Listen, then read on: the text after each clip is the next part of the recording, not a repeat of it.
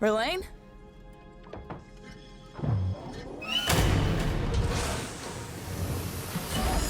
No one had made the Alien game that we wanted to play.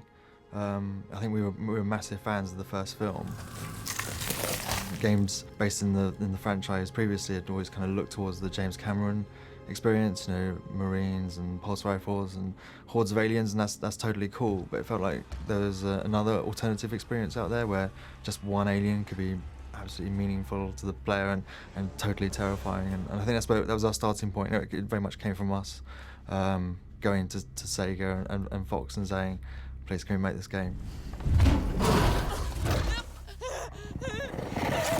We really wanted to make a really immersive, atmospheric game and really get inside the player's head and you know, direct them as to how they should be thinking and feeling. But I guess it all comes back to the unpredictability of the alien. You know, in order for it to be scary and to be terrifying, our alien couldn't be running under any predefined script or paths or patterns, because I think as soon as you learnt the alien's movement, that kind of tension and terror would start to diminish.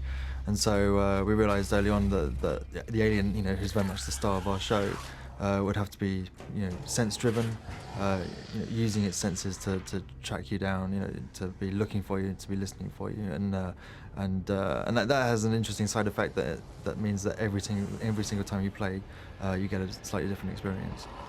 One of the interesting things for us as games developers is that, you know, we play the game all day, every day, and yet you could stick a heart rate monitor on me right now and get me to play the game, and my heart would be thumping because I can't predict what's going to happen next, and I'd have to play it just as anyone else would. You know, have to really concentrate. I'd be on my toes, you know, and moment to moment making decisions as to how to survive. What we're really doing is making a game inspired by the values of that first film. You know, about the focus on survival, about being underpowered and unprepared, about confronting the alien, which is, you know, utterly terrifying. And I think those kind of values and those features are kind of universal. They're not kind of necessarily linked to events in that first film, which allows us to make a new story, a new world, a new game.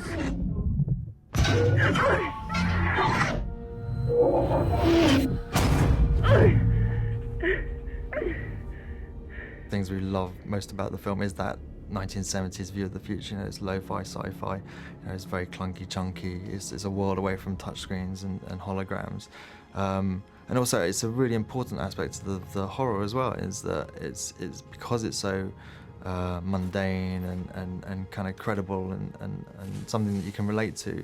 It also tells the player and the audience that technology isn't the answer. There isn't a locker somewhere with an enormous sci-fi gun that is going to be the answer to the problem. It kind of really downplays the whole sci-fi aspect of the world.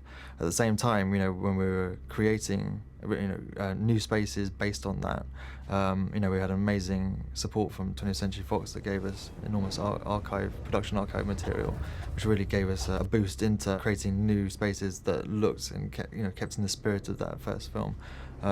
We've also done some really crazy things too. So, for example, the user interface and some of the kind of aesthetics, we've actually created the assets, put them onto VHS tape, put them through an old ST TV, filmed that, then put it back into the game. And so a lot of the glitching you see in the game is actually through this kind of strange process that we came up with, which actually just gives you a little bit more flavour and a bit more sort of authenticity.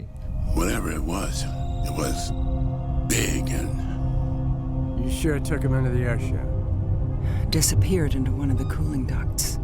One of the other things about the DLC, which allows you to play some of the original film. Did you guys plan this from the start, or did one day you realise you'd made almost a simulator that you could play the first movie in as well, and thought, you know, it would be fun to do that as well? Yeah, I think it's a little bit of both. I think it's, you know, I mean, this is a dream project for us, full stop. And so when you embark on something like this, you know, a lot of light bulbs are going off and you're having lots of ideas. And I guess it was the case of the fact that, you know, we're making a new story You know, it takes place 15 years after the events of the first film, but at the same time, it's very much taps into the look and feel of the first film. So we were creating these spaces that looked a little bit like the Nostromo, and so we're obviously going to make that leap to think, oh well, what if we made the Nostromo, and what if we could get the original cast to come and reprise their role and take on our alien. And I guess it's from, you know, those sort of little seeds of ideas. You know, we kept developing the game, and we were really fortunate that we were able to put the game in front of the cast and talk to them about the approach and about what we were doing and how we'd like them to, you know, be involved, and you know, totally over the moon that they said yes. Thanks, Parker. By rights, it should have been me going in there. You just remember that. I think they were really blown away by the attention to detail that we'd gone to. You know, speaking to Sigourney Weaver, you know, showing her a corridor in the Nostromo, you know, her reaction was very much, you know, I've walked down that corridor, and I think that's really, really an amazing situation. You know, 35 years after the first film came out, we're kind of recreating that space and putting them back in that world. You're safe now, remember. Just sit tight.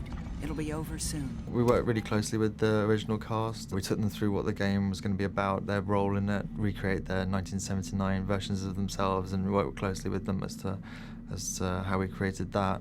And then at the voice recording, I think that was probably the most magical moment, was, you know, getting the cast back in, and as soon as they started delivering their lines, you know, it was as if you were being transported back to you know, 35 years. So it was just a, you know, once in a lifetime opportunity.